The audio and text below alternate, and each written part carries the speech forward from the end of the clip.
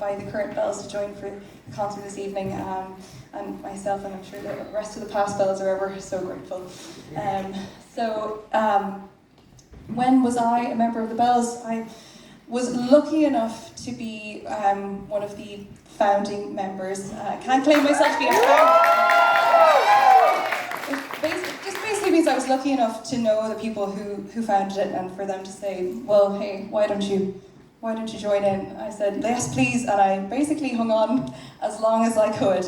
I was a member from when we first started trying to set up in 2013 up until just about the start of 2018. That was a long time, but it was so worth it. And I suppose, like a lot of people here, Bells really made a huge part of my college experience. I also got to have a small part in the running of the Bells, running the social media page from 2015 to 2016, so that was pre-TikTok existing, I think. Yeah, so it was a little bit easier probably to run back then.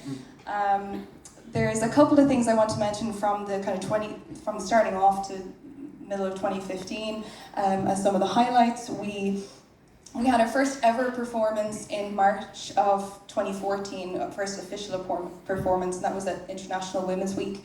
We were invited to close off the performance. We sang The Call by Regina Spektor and Hit Me Baby One More Time by Britney Spears. They were our first two songs performed. And it really kind of went from strength to strength then, thankfully, because we started off just as a group. Cast your minds back maybe to 2012, Pitch Perfect had just been released. And then we had the Trinity Singers Society, which had a relatively newly formed a cappella group called the Trinitones, who were going from strength to strength. And an a cappella group from Princeton came over, a girls' a cappella group, I believe called the Princeton Tigresses. One of whom happened to be like a fourth cousin of mine, met up, of course, and we went to see them sing, and she was saying, well, where's your girls' a cappella group? And we didn't have one, so we said, let's set one up.